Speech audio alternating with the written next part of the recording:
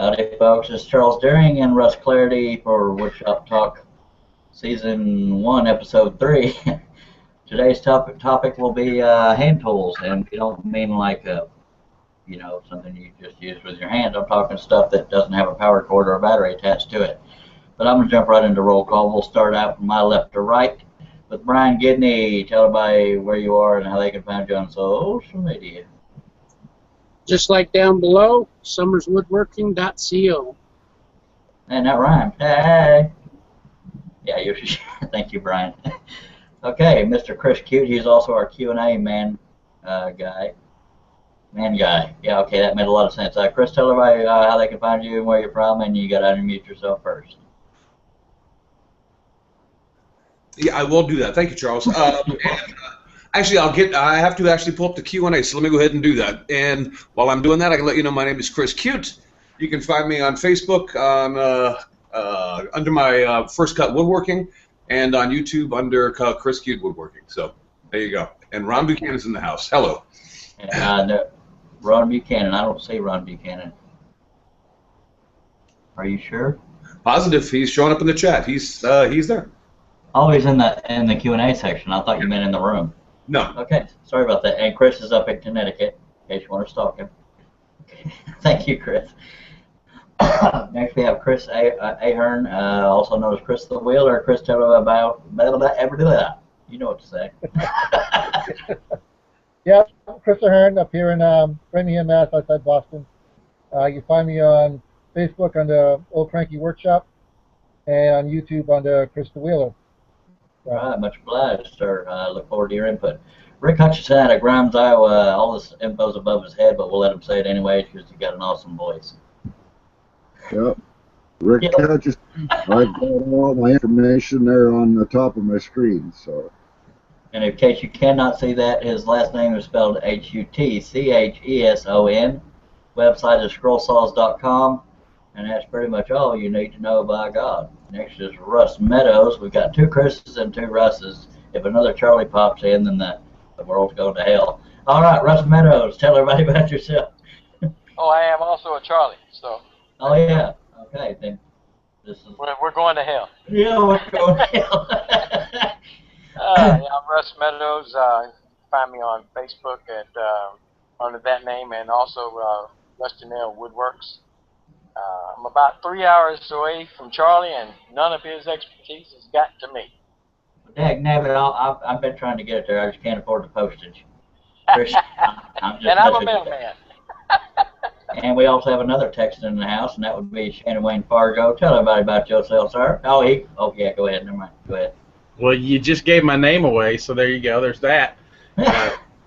Shannon Fargo. You can find me under YouTube on my name, and on Facebook under Fat Guy in a Little Shop. Or if you have Brian as Little Guy in a Fat Shop, but that's Brian. That's just funny right there. A little behind-the-scenes joke. Sorry, folks, I'm an idiot. Next we're going to go to our lovely co-host, Russell Clarity out of Mulberry, Florida. I don't know why I say it that way every time. Go ahead, Russ. Yep. I'm Russ, and there's my other brother, Russ. He's online with us, too. I figured he'd get a kick out of that. Anyway, you can find me on Facebook, YouTube, and I have my own website, all under Simply Wooden Creations. All right. Thank you very much, Mr. Co-host, sir, dude. I am Charles Deering, woodenvisions.com. On YouTube, where you're most likely watching this, is Charles Deering Scroll. And luckily, we had this roll call. That's 5 minutes of saved video. God only knows where to go from here. Did you introduce Brian? I think he was the first. Yeah, he was the first one I introduced. Where was I at? Probably I can't allowed to say it on air. It's a family show. Okay, so what the heck was I saying? Oh, on Facebook I go by the Charles Deering. And yes, so we're going to jump right into this. I will tell you now, we are all limited on our experience with hand tools. I waited too long. It's on me. I waited too long to try to contact people that I know are, what's the word, proficient with hand tools. So that's on me as a co-host. I dropped the ball on that one, so everybody can spank me publicly later. Try not to picture that so you can finish the show at least. Okay, so I'm just going to leave the floor open. Somebody's writing to me saying they won't be able to make it. Well, yeah, I know that because you're not here. Yeah, sorry. Anyway, so I'm going to leave the floor open, and anybody, no, I'm just going to make this somewhat look like we have a clue what we're doing. Rick Hutchison held up before the show. He has what they call draw knives. Some people call them spoke shaves, but I think the proper terminology is draw knives. Rick, if you want to tell us about those, don't forget to unmute yourself, please, sir. Yeah, there you go. There we go. Yeah, I guess there's different ones. There's some with straight blades and some with curved net blades. There's some with adjustable handles that you can put the handles straight out, or you can turn the handles up and use it that way. I don't know whether, I suppose you could push it then, or you could use it back this way and pull it towards you. I've used them some for shaping some hammer handles and stuff. Not something I use a lot of, but I kind of collected them, I guess. I've got 5 different ones. So. Alrighty. And one thing I think most of us on this panel will agree to, thank you, by the way, Rick, we all admitted before the show, the ones that do have hand tools neglect to keep them clean and nice and pretty. And Russ Clarity is a good example of that, but we'll get to him last. Hey, Charlie, I just Yes, want sir. to clarify, that is a draw knife. A spoke shave is a little bit smaller. It's got like handles that are straight across, and it's about this long. Yeah, I've seen those. I just know some people call those spoke shaves. That's why I went there. But while I have you, Brian, do you have any hand tool experience, and do you have any hand tools? Yeah, I got chisels, I got mallets. I have a few hand planes that I'm restoring. Is it more for the vintage value more so than actually using them for projects? No. I want to start using them for projects. I like doing a lot of hand-cut dovetails. I like just playing around with dovetails, period. But yeah, lately I've just been trying to just get my shop up and running. But I like doing a lot of the hand-cut carving and stuff like that. All right, much obliged. I'll be the first to admit, folks, I'm spoiled. I like things with power. I grew up around woodworking, but it wasn't constantly going on. But I just appreciate power. That's just me. But I'm going to run on over to Chris Cute and see what he has to offer us. Well, I don't know about you guys, and I don't think I'm extremely special in this area, but when I first got into woodworking when I was young, and when I had to actually take a class in school, my shop teacher wouldn't allow me to use the power tools until I learned how to use hand tools. Wow. And that was the progression I had to take, and at the time it kind of pissed me off because I was a kid. I wanted to turn on the big saws, Yeah. And I made the mistake of going home and telling my father that's what my shop teacher was doing, and my dad said, "That's a good idea. That's how we're going to do it here too." So, what I wanted to learn woodworking, and I was forced to learn how to use hand tools. Dad. So there's a variety of hand tools out there, and every single hand tool that I own, I've used in woodworking. Some of them you buy for working on a car. I mean, but you might buy a ratchet set to work on an automobile with, but when you have to drive a hex nut into some wood, you need a ratchet. So this is a hand tool. Granted, it's not a precision hand tool. It's not one of the ones that you're talking about, because when you say hand tools and fine woodworking, I automatically think chisels and planes. Yeah. And things of that nature. But there's a whole bunch. I mean, there is the old block planes, and there's, I don't know if you guys know what a corner chisel is. If you're routing something out and trying to make a mortise with a router, and you need to square up the corner, this is used in the corners of it. That's cool. I've never seen one of those before. Well, then, and you've also got the poor man's scroll saw, Charles. It's Yeah. That's how a lot of people overseas still do it that way, believe it or not. It's a coping saw, and these things come in handy. And what I think hold it back up just for a second, Chris. A lot of people do not know what that is, and I was really surprised how many people did not know what that was. But I learned when I was a very young child to use a coping saw. Yes. Instead of 45ing the corners on a lot of your moldings, we used to have to coat the molding. So that's very interesting. I have one. I don't know where it's at, but that's very interesting that you brought that one out. No, because I do use that because I tell you what, because I, like you guys, I am a power tool worker, but hand tools allow me to get that piece really close and in. So I use the power tools to do the hard work, and I do the hand tools to do the fitting of things. And so when I really have to get something close and down, you know, and you can't do it on a power tool, or you're not lucky enough to get it right the first cut, which happens to me all the time. Exactly. Then you have to shape it down with a hand tool, and you've got to know how to use that. And they're also like Japanese style knives. These are basically flush cut knives. They're very flexible, but the difference between this knife and the regular standard saw, that you would use on like either a miter box or one you'd use to cut a log with, is that, you know, those cut on the forward stroke. These different saws cut on a back stroke, and they're really, if you know how to use one, they can be really, really precise and help you get things down to exactly where you want them to. Absolutely. There's also guys out there that use you know, hand tools in different forms. I mean, because you can look at a plumb bob, and a plumb bob is a hand tool. It's just a leveling device. Exactly. Yeah, exactly, Russ. Or even a hand file. You know, when somebody, rather than taking 80 grit sandpaper to something, you might want to just go ahead and hit it with a file and keep that edge square. That way, you know, you're not going to roll over the edges of that nature. You got a flat surface to work with. That or a rasp, yeah. Yeah, those are basically the hand tools that I work with the most. I mean, and some of them were, you know, actually intended to be used for different purposes, but they all have a place in a wood shop. Including a hammer, and I believe you have a few of those. I'm going to move on over. Thank you, Chris and Brian. I'm going to run on over to Brian, if you don't mind muting yourself. I'm going to run over to Chris Ahern, Chris the Wheeler. We were talking about screwdrivers. That's the only power tool, hand tool I own, but he has an older one that's actually. Anyway, just show them, because I keep babbling every time I get to you. All right.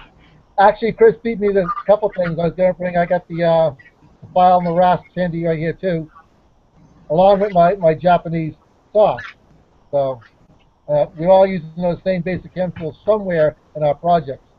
So you held up the hand crank drill thing earlier, didn't you? Yep. Oh yeah. I don't remember the term you used for it, but I call it a hand crank drill. But that's probably that's basically what it is. But I always thought it was a bit brace. Okay. Basically, you've got to lean into it while you're drilling. You got to put all your weight in the top to get down with thrust. I thank God for power. Actually, my power tools did fail me on a project. I'm glad I had this. Drilling through the floors in my house. It's a 150-year-old house, and those floorboards are very, very thick, and there's numerous layers of it.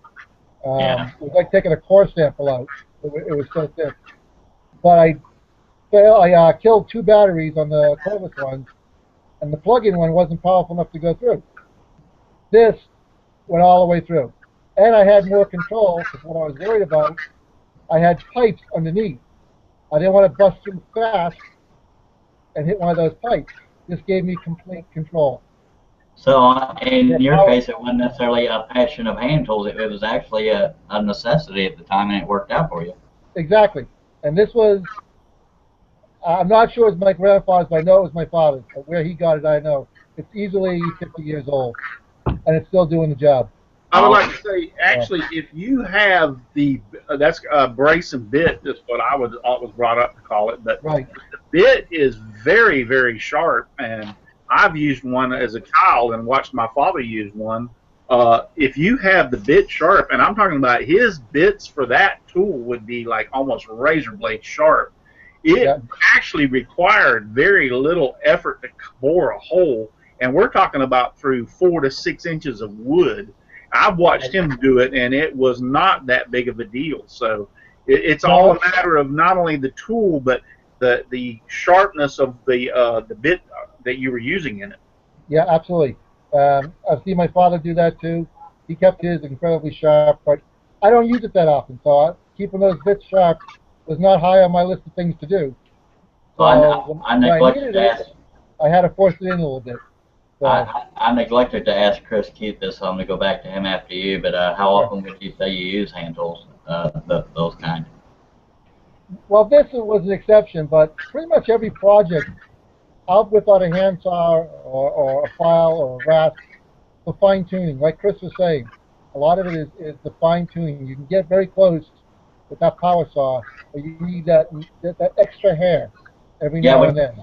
I think all of us can agree when you have power tools, although they're convenient, they do have their limits because they're powered. And like you and Chris both just said, uh, you're at the mercy of that power tool. And there you can be precise and slow and get right where you need to go. Thank you, Chris Ahern. I'm going to jump back to Chris Q because I didn't ask him how often he uses them.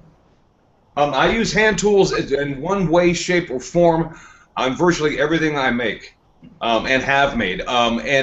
And some of it is in a very limited capacity, and it may only be for one tool, all I need, but sometimes it incorporates more than that. I mean, it just depends on your definition of hand tools. And I think when I think hand tools and I think hand woodworking and fine woodworking, I think we're talking about you're talking about doing woodworking the way it used to be done before there were power tools. Am I correct, Charles? Yeah, a little balance of both. Well, I mean, but Russ hit the nail on the head. When it comes to any type of tool you're using, especially when it comes to a plane or a chisel or a drill bit, when you're doing hand tool work, the key to making it easy and not so intimidating is to make sure the darn thing is sharp. Absolutely. Because if it's not sharp, it will be frustrating as hell. Because if you've got a dull bit and you get on the end of that drill that Chris was holding up, you're going to be screwing until you're tired of being in, your shop, and it's just not worth it. But when you have good hand tools and they are honed correctly, sharpened correctly, they make life a lot easier, and you would not believe how easy they are to use when you have them in that degree. Absolutely. Well, while I have you, Chris, is there anything in the Q&A yet? Not really. There's a couple folks that's saying that the only thing they have is a coping saw and a hammer, and that was the Wood Traveler, I believe. So hello, Ron. And that's basically it. There's nobody with questions quite yet. So if anybody has some questions, please put them in there. We'll get you on. I would. Go ahead. I was just going to say hi to the people in the Q&A because we've got Edgar, Natural Stan, Anger, Brett, and Wood Traveler, which is Ron Buchanan. Good to see all of y'all. Thank you for watching. Go ahead, Russ. And two things I'd like to point out. Number one is we have 17 people watching us on YouTube right now. Thank you, guys. That is really fast. I mean, 17. I'm like happy. Yeah, thank you all. Another thing is with that bit and vise that Chris was showing us a few moments ago is the particular bit that you used in it. It was also different. It was like a cork. I want to call it a corkscrew, but it also had the worm tip on it, which made it, once you started into the wood, it would actually grab hold and pretty well self-feed itself. I mean, yes, you had to apply pressure, but it was very, very, very aggressive as far as it would grab itself and pull itself into the wood. So it was not only that you used the vise, it was a particular type of bit, and I have a set of these that were my father's. I'm ashamed to say that they're not in very good shape. I need to take better care of them. And even if you'll notice, even the end of the older bits, how they were made to fit in that, they were shaped unusual to fit in there for that. So this was one of my father's bits that I have a set of, and so the whole thing was very different. I actually bought a set of these which did not have this end on them, but were rounded, and I used to use them with an angle drill to bore holes sideways in through 2x4s when we had to run conduit or something through them, or wiring. And but the thing about this is these bits were not designed for high speed, and the reason I say that is I bought some of them to do just that, and I had warned my guys, do never use these bits in a high-speed drill because it will actually burn them up. They can't take the high speed, the auger on the front, the way they're designed.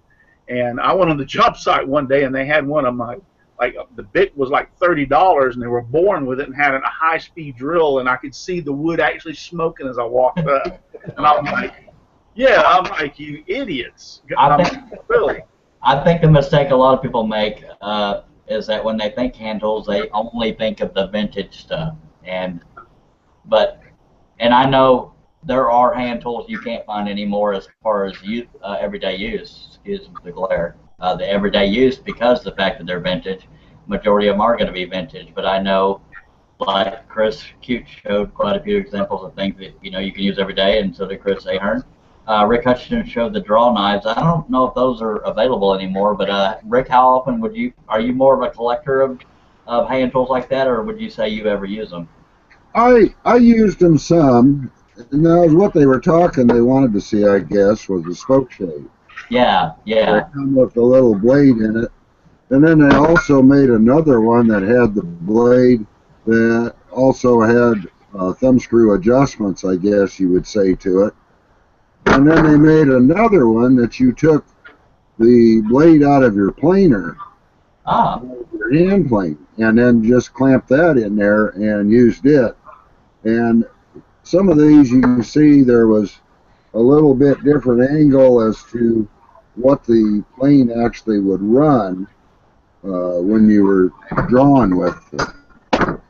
We were back over on coping saws, and we had the coping saw, but they also make a fret saw that you could buy, and these were saws that are designed to take the 5-inch scroll saw blades, or you can adjust them down and take smaller, and you actually run scroll saw blades on them. Wow. And they come out of Germany, I believe. I want to ask the whole panel this because I cannot remember the term for it, and I could be wrong about how the tool works. But if I remember right, there's a type of hand plane that can do concave or convex, or is it only the one of the two? I can't remember, but it's got a. I wish Matt Carmona was here. If anybody wants to see good hand tool work, go to Matt Carmona and Richard Morley and I think a couple others. But I think they got some of those barrel planes because they used them to go inside of the barrels, and then they had another one that, like you say, was on the outside, and I think the sole of the plane was actually flexible. So yeah, that's why I wasn't sure if it was one or the other, or if it could do both. That's what I was thinking of. I think it was two separate ones. Okay. All right. Thank you, Rick Hudson. Russ Meadows, do you own any hand tools, use any hand tools, and if so, how often?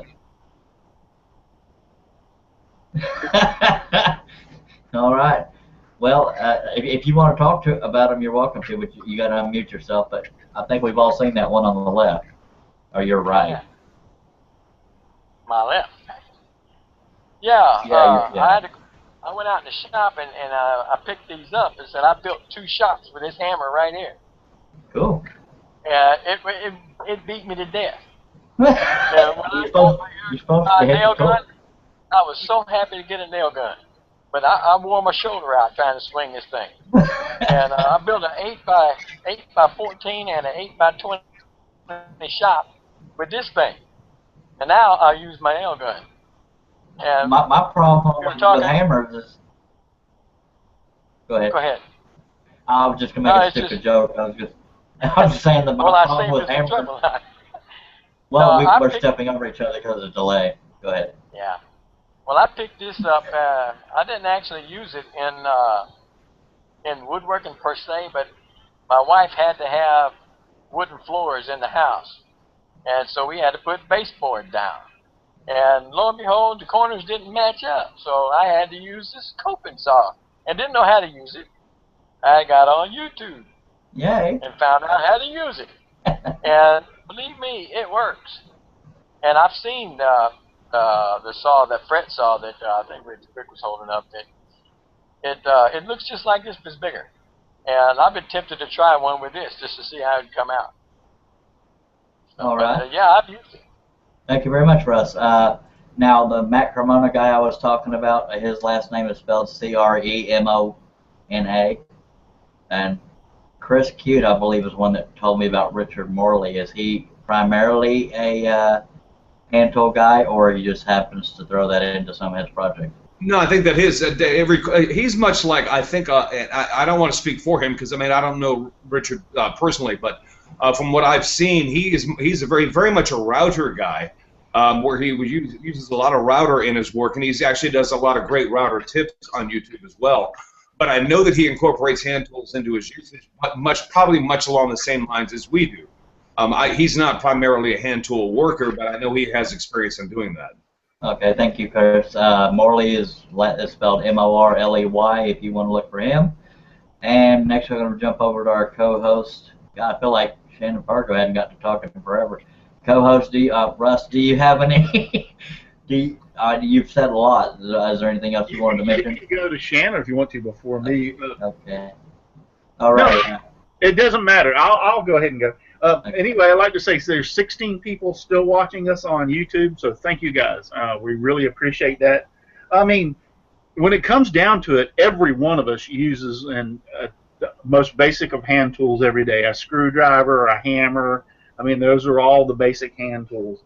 And some of the things that are more specific are the ones like Rich Hutchinson showed, is like, you know, the different draw knives and things like that. But I mean, like for instance, I mean, on a lot of my fretwork, I use these little tiny files to get in there, and if there's any sanding to do, I sand with all these little tiny files. So, I mean, that's a specific set of hand tools. Yeah, for those watching, I believe those are referred to as needle files. But go ahead. Yeah, needle files. So, and then, you know, like little Japanese knife or whatever.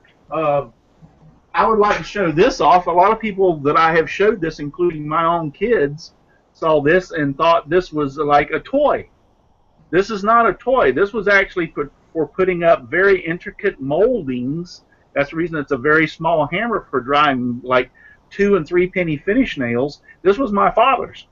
That's how old it is. I would wager to say this thing must be 50, 60 years old at least. And so this is one of the tools that my father had. And like I said, it was the smallness of it was to drive the really small nails for molding back in the day. And a lot of people use wooden mallets. I like the rubber hammer. Yeah. I mean, to me, that right there is a hand tool, and I use that. I don't even have a wooden mallet. I use this all the time if I'm going to keep something from marring or whatever. Absolutely. There's a time and place for everything. I don't mean to interrupt you, Russ, but if anybody, I will come back to you, Russ. If anybody wants, I don't have any hand tools, but I know my dad does, and somewhere in my YouTube videos I do have a tour of my dad's shop. So if y'all want to see the kind of stuff I will eventually be using, then by all means check out my channel. Plug. Go back to you, Russ Clarity. Go ahead. But here's one of the most basic things, and I would actually like to everybody on the panel that has one of these raise their hand when I show it. And how many people have nail sets? Yeah. Shannon has one, yeah. I mean, just the little simplest tool that if you put a nail in, especially when we were talking about earlier about using your air nailers, sometimes they don't drive them all the way home. And you need a set of these to put them in. So, I mean, even little nail, I have a whole set of these down from like really, really small, almost needlepoint up to the various sizes. So, I mean, everybody's got them. This was another one of my father's. I think this might be a dovetail saw. I'm not sure. But this was my father's also. So, but everybody's got hand tools, and they use them to a limited amount of what they want to. And I'll be the first one to say, if I can do it with a power tool, I'm going for it. Yeah, we spoil. Yeah, we're spoiled. Thank you, Russ. I'm going to run on over to Shannon Fargo. I don't even know what all I've asked you. Do you have any hand tools? And if so, how often would you say you use them? I do. Actually, I inherited quite a few from my grandpa when he passed. And the reason I don't really use any of those, a couple of reasons. One, the roof in his shop started leaking after he passed. And so a couple of them, the rust got a hold of. So I've got several of his planes, different style planes, draw knife, all sorts of stuff from his shop. And I haven't taken, I need to, because otherwise they're just going to disintegrate over time. But I haven't taken the time, because I was sitting here thinking about this while everybody was showing it. And for me, since I guess I'm looking across the panel, I might be the punk kid on tonight's panel. Tell us, Grandpa. But to me, there's almost an intimidation about what I would perceive as the level of maintenance you have to put into hand tools. You have to keep your chisel sharpened. You have to stay on top of hand tools, and I think for new folks or some that haven't grown up with having to do that, because there wasn't electricity back in the day, that there's this idea that hand tools are, for every hour you use them, you have to put in X number of time or X amount of time to keep them sharp, keep them tuned. And with a table saw, you just run up and just bleh, bleh, through the table saw, and if it burns, it burns. You sand a little bit, and you're good. Well, if my table saw ever made that sound, I'd probably sell it to somebody. It might be a bearing noise or something for that one. Could be. My saw may vary from yours. Okay. It could be the operator too. Who knows? And so I think that may keep what may even be easier, like everyone's mentioned so far. If the tool is sharp, man, it just cuts, because it was designed to do that. The brace and bit system would have never caught on if a man had to, put 3 elephants on top of it just to get it to go through anything. But if you'd have taken a table saw back in time and figured out how to plug it in and said, hey, would you like to use this? What woodworker would have gone, I like your whirligig, I'll try that. So there's I don't know if it's good or bad that as technology progresses and power tools get cheaper, that we miss out on a lot, either through stupidity on our own part, lack of perception about, the way something is utilized daily, or we're just lazy. I give it a little column A, a little column B on my part, but I would care to wager, and I don't think I'd lose money on it, that I'm probably not alone in that. Yeah. Well, for me, I would prefer to use the word ignorant than stupidity, because I know you probably meant ignorant. Oh, no, mine's stupidity. Well, okay, if you're speaking for yourself, I'm not going to tell you how to feel about yourself, but I feel safe in the assumption that everybody on this panel probably either does or has loved watching Roy Underhill through the years, because even if you're not into using hand tools, just seeing what that guy does, and he's just a hoot to watch. That's just my opinion. If anybody wants to echo that, tell me your name and I'll throw the camera on you. Alrighty then, thanks for leaving me hanging. Guys, appreciate it. No, I agree with you. I love watching him do his videos because, see, that, in all sincerity, I know that my grandfather and great-grandfather and even my father was born in 1896. He did some of that very same thing that they did, and so therefore I love watching him because I understand that that's the only way they used to do it. Are we lazy now? No, because I guarantee you, if you could, just like Shannon said, if you could have took some of this stuff back to them in the day and said, hey, are you wanting to cut this by hand, or are you want to use a chainsaw to cut down a tree instead of an axe? I somewhat disagree. I think because we can all relate to the passion in what we do, they may have had the passion too. But there again, yes, there probably are many people that wanted to, God, I really wish I had something I could do this quicker with. And that's probably what made tools come up like that. That right. So it's a natural progression through history and time that we have progressed on, that we don't use as many hand tools. But is it sad? Yeah. Because I tell you what happens if, we had hurricanes come through Florida. We had 4 of them in 1 year, and our power was out left and right. What happens if I needed to replace or fix my roof, or what happens if I needed to bore a hole or something, or what am I going to do with no power, So it's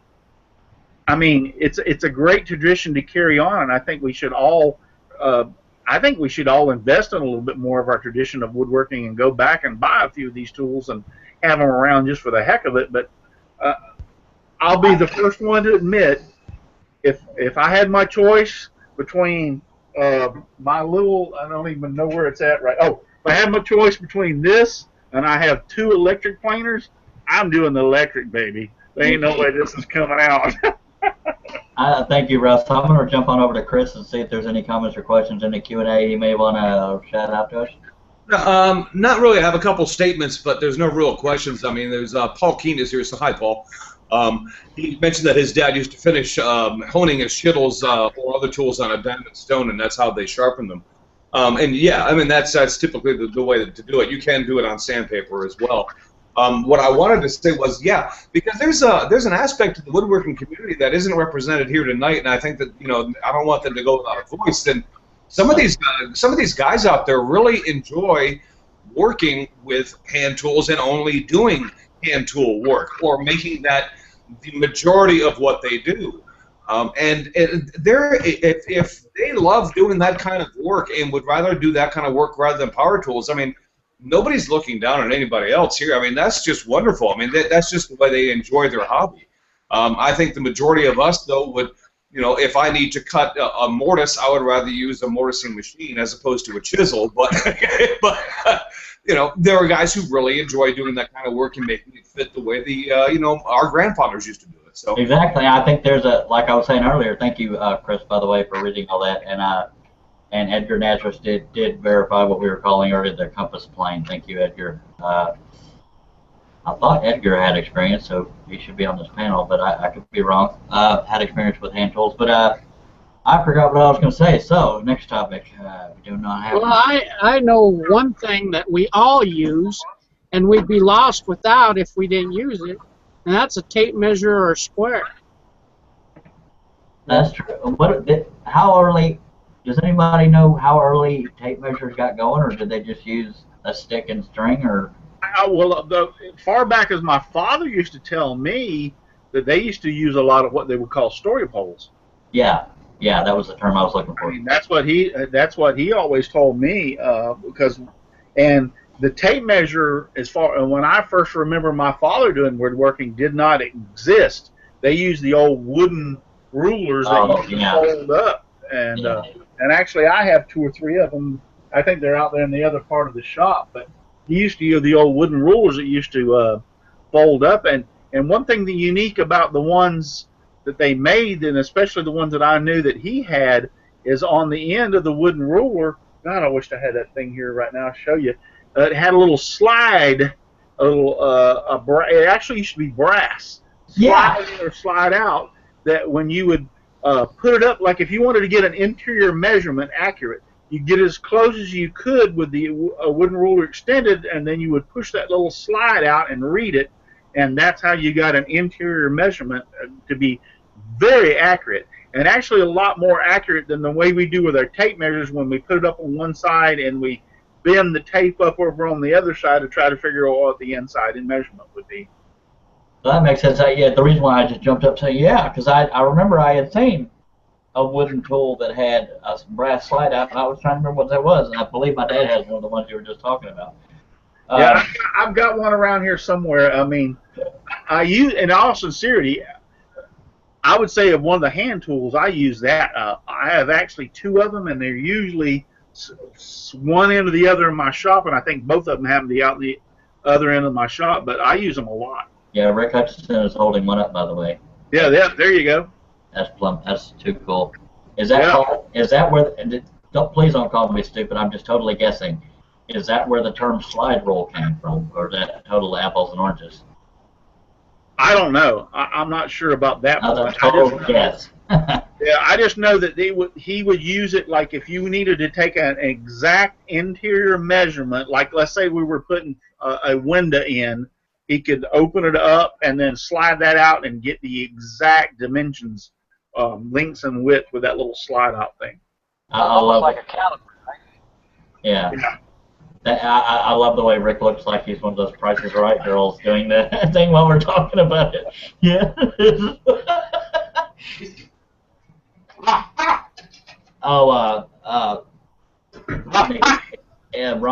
Ron Buchanan, the Wood Traveler, says the tape measure was patented in 1919. I did not realize they were that old. But I know my great-grandfather had a tape measure with a leather case, and that thing was cool. I found mine. Hi, Russ Meadows' wife and child.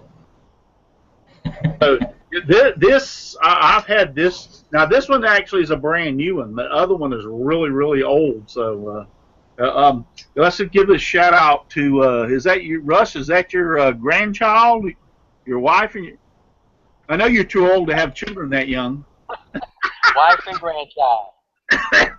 Oh, Wife and the grandchild. she's beautiful. Yes, she is.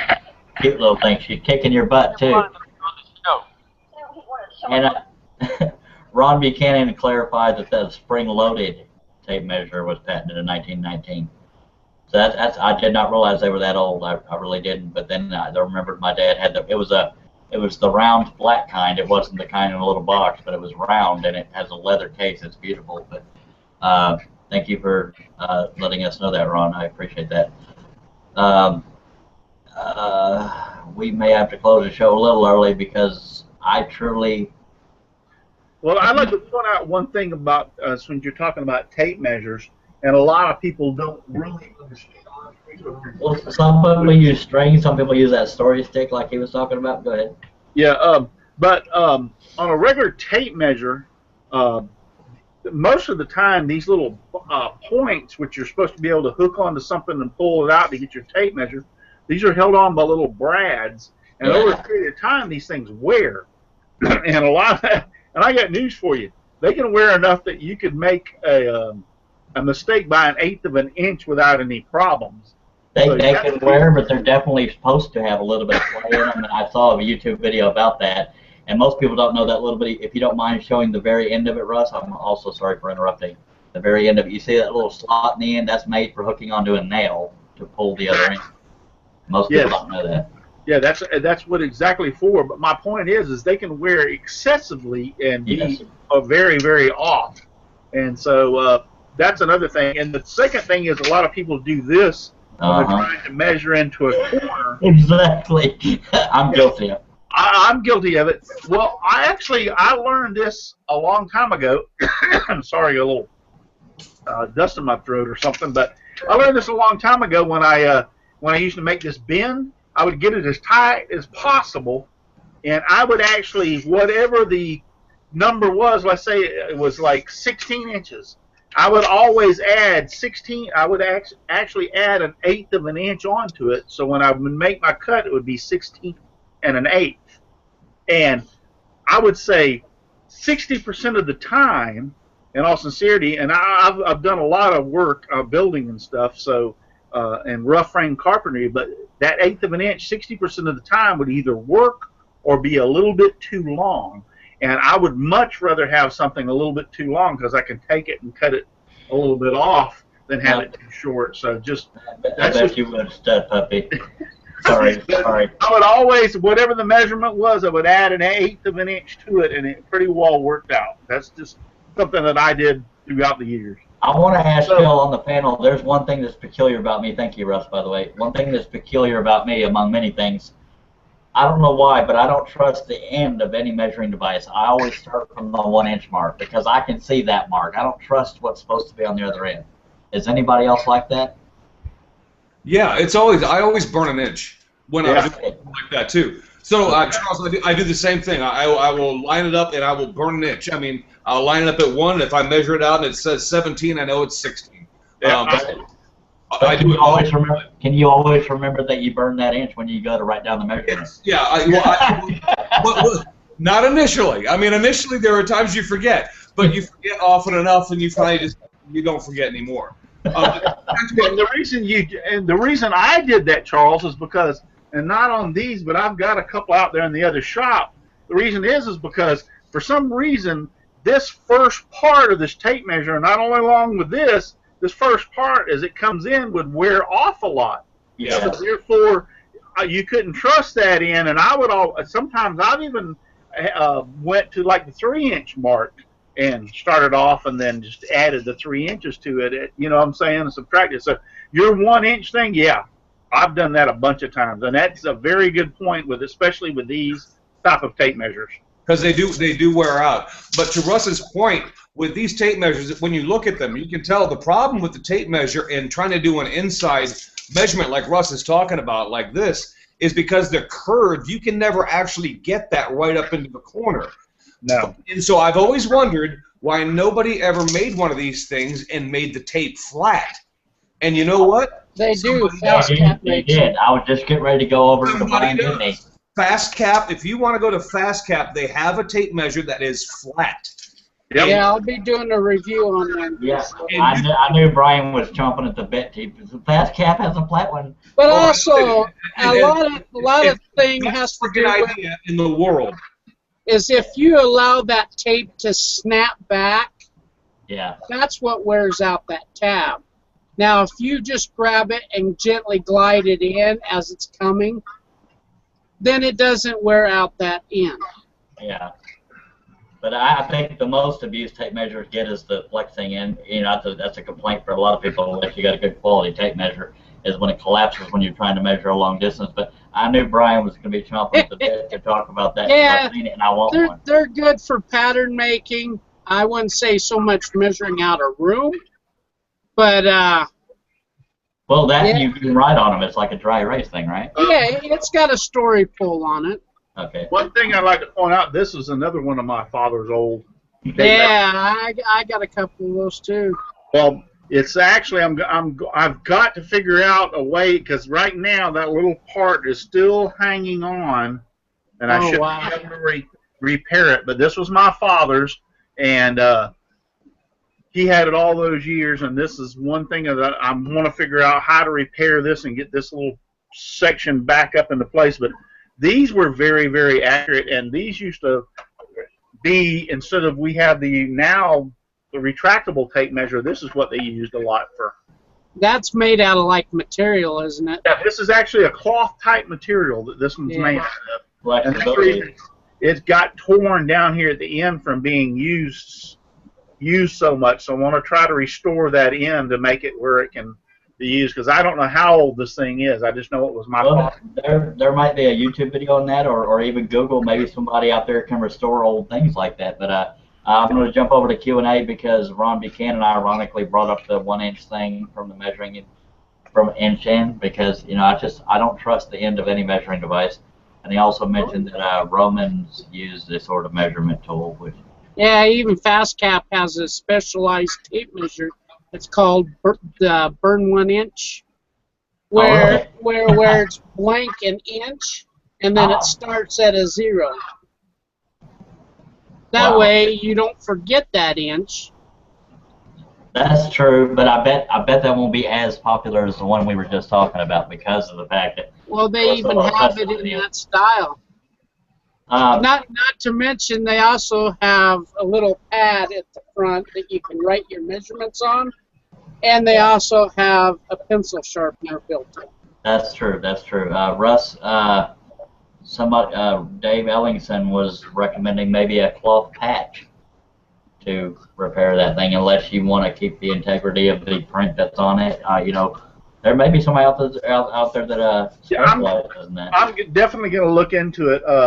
I've had that sitting up on the shelf for a long period of time, and I know it's been broken. I never use it due to the fact that it is broke. Matter of fact, that's the first time I probably pulled that tape out in the last 10 years, because I do know that it's broken. I don't mess with it. But since we started talking about that tonight and about the other tape measures, I need to get that repaired, because that's a memento. Just like this, I keep this little hammer.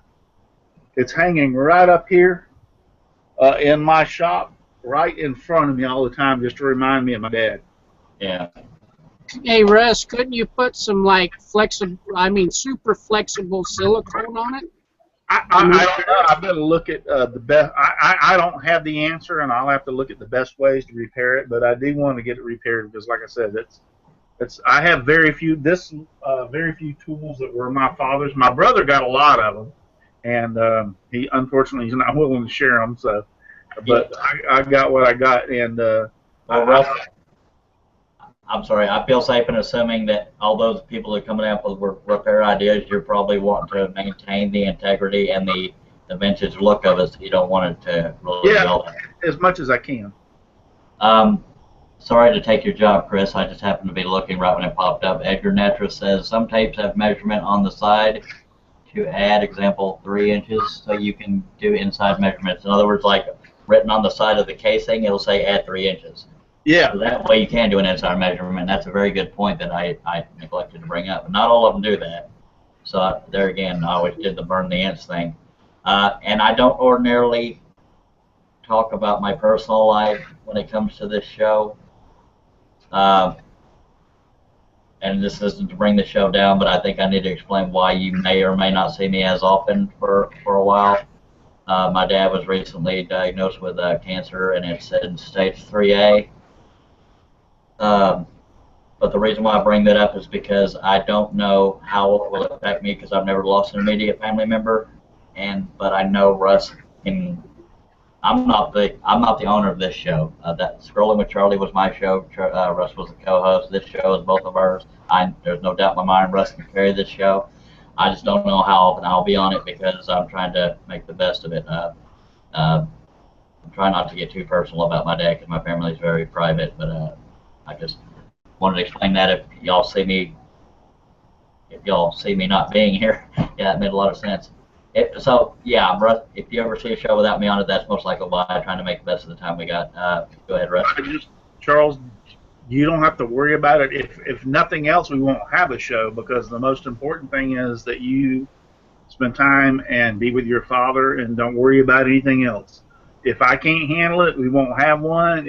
I mean, there's nothing more important than you spending time and being with your father. I know, and I deeply appreciate that, but there's no doubt in my mind that you can handle this. I'm not. You blew the second show out of the water. I mean, I think it was a sign from God that I had a squeal on my microphone, because you were just snapping that stuff left and right with bandsaws, and I didn't know next to nothing. So, and I think everybody on this panel will agree that you're more than capable of carrying this show. Yeah, but it wouldn't be the show unless it was without the Charlie and Russ. Well, yeah, but I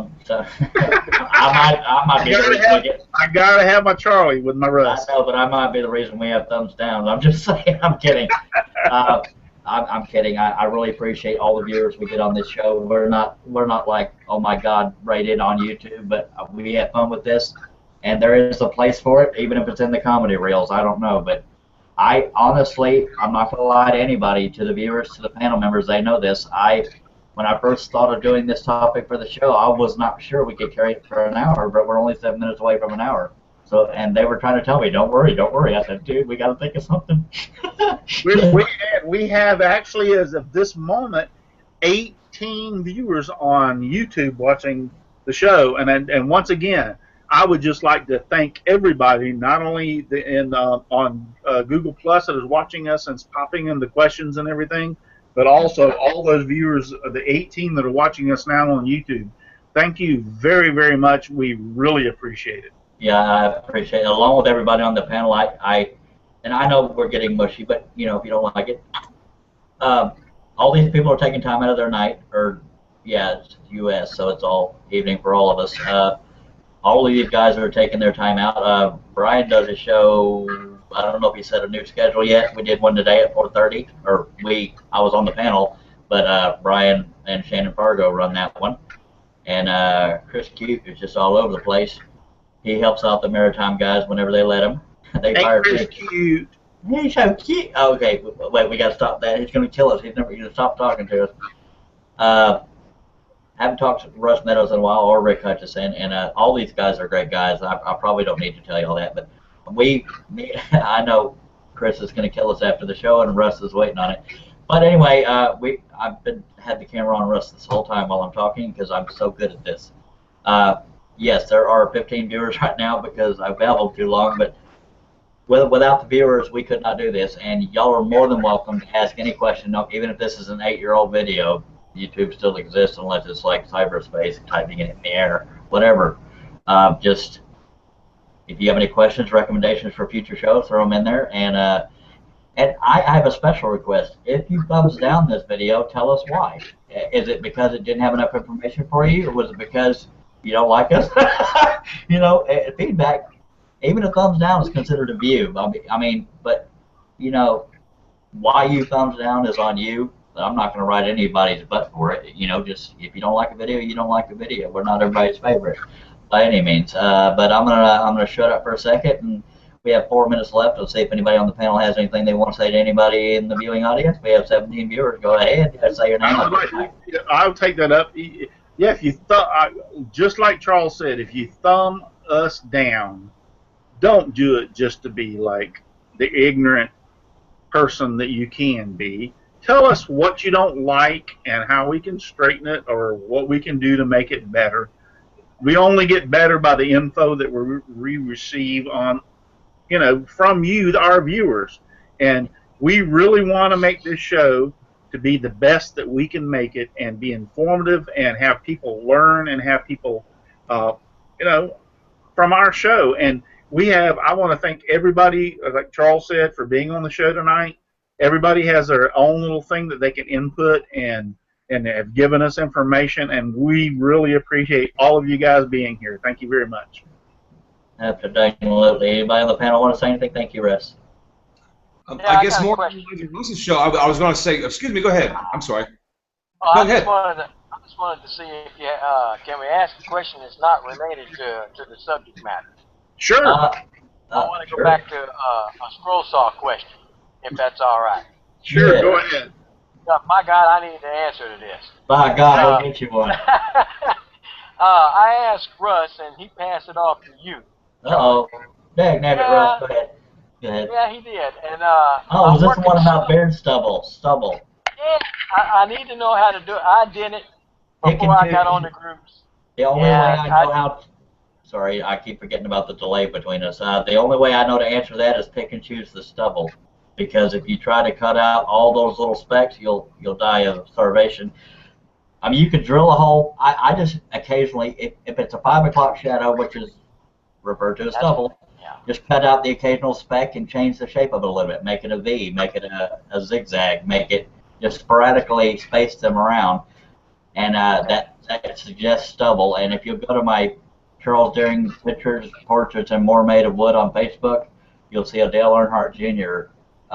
Cutting, and you'll see an example of stubble. It's just sporadic, random, but they just make sure they stay small. Because if they look like 2 inches long, that's going to be like a random hair, so you don't want that. Right. But I hope that helps. It's really hard to really tell somebody how to do it. It's just don't trace every single hair you see. Well, what I did was, it was before I found the groups and stuff, and I actually used a black ink pen, and I just made the little marks in the shape of the face, like it was in the pattern. And my wife said not to do that because it's cheap. And I told her, you better get on about her business. Get on about your business. That's the only way I knew how to do it. And it came out well, I think. That's good. I didn't know if there was a specific. Actually, I made a comment on that, and it did turn out. I was actually impressed, and it did turn out very well. So, what you did, but the reason I said talk to Charles, it wasn't that I was passing the buck. It is that Charles is. I mean, I got Charles when it comes to cutting out the name on a hammer, but when it comes to portraits, Charles had me beat hands down. So I wasn't passing the buck. I was telling you to talk to the master. I appreciate that. That's right there. That is Texas talk when you say get on about your business. But because we're so close to ending, I don't mean to jump away from both the Russes, but Chris Cute was going to say something, and I wanted to let him get a chance to get it in there. Go ahead, Chris. Thank you, Charles. I appreciate that. I had a gentleman make a suggestion here, and I just want to let him know that I've read their suggestion, and I will pass it along. It's RLCam or ARLCam 777333. Yes. And so the suggestion was seen, and I will pass it along. I didn't want him to think that we were ignoring him at that point. But as far as your suggestions on feedback, yeah, because and I can tell you as a former broadcaster, I mean, I know the amount of research that we used to put into doing our shows, and that feedback is very, very, very important. And that because you're looking to deliver, I think, Charles and Russ, you're looking to deliver a product that people will actually want to watch and want to learn from. Yeah. And without their input and without their suggestions on what they need to know, or it won't help you either get guests or decide subjects. So if they have suggestions, please leave them. I mean, that would make sense. Thank you very much for that, Chris. And what he, I guess it was him that left that, is he said, when we show things, and I'm getting that just from that, and I'm holding it up here now, is if you hold it down below, because of all of our video feeds at the bottom, they actually can't see. So he wanted. I think he actually wanted to see what the tear I was talking about on the tape.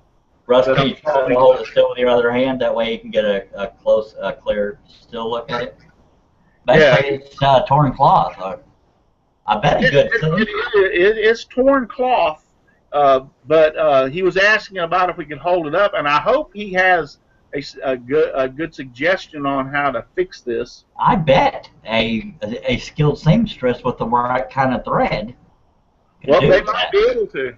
They might be able to. It looks like a special kind of thread since it's so. His suggestion was his dad's Russ tape measure on our viewing end across the bottom of the screen. There are guest boxes, so anything that they show on the lower part cannot be seen by them, and so that's the reason I'm holding this up again. Is that way? But if you have any suggestions on how to fix this, you can see how it's torn. I appreciate that, Ericam77333. Yeah, it's a weird name, but I appreciate your interest in this, and thank you very much. Yeah, and I want to elaborate. Thank you, Russ. I want to elaborate on what Chris Cute was saying. Without this, we do this show, yes, because we love doing it, but without y'all, it's not worth doing because we want it to be what y'all want it to be. I mean, we're not so snooty. We're going to say it's our show. We'll do it the way we want to. We love to have fun with this. We're not mature by any means. But we want you to like this show. So even if you thumbs down us because I'm ugly, that's the only thing we can't change because I'm not getting any prettier. It's not going to happen. But feedback, if any feedback, even if negative, if it's given respectfully, it'll be taken in mind. But if you say it's because you're retarded, well, tough crap. Get a sense of humor, and we'll see you next week. That being said, y'all make sawdust. All right.